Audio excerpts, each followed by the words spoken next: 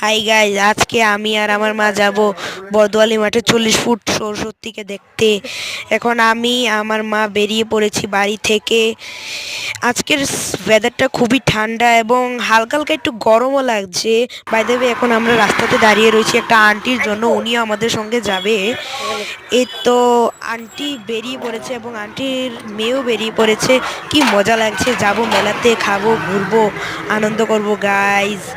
বাহ, মজা লাগছে, আমাকে খুবই মজা লাগছে।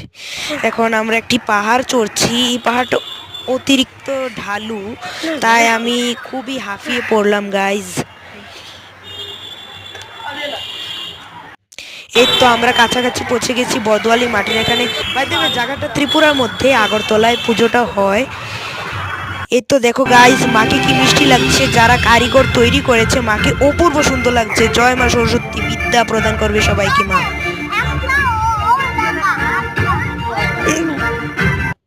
এই দেখো মেলা, নানান ধরনের ঝুলনো বসেছে এবং এখানে খুব স্টলও আছে, খাবারের দোকান, খেলনাকাটির দোকান ইত্যাদি এখানে বসেছে।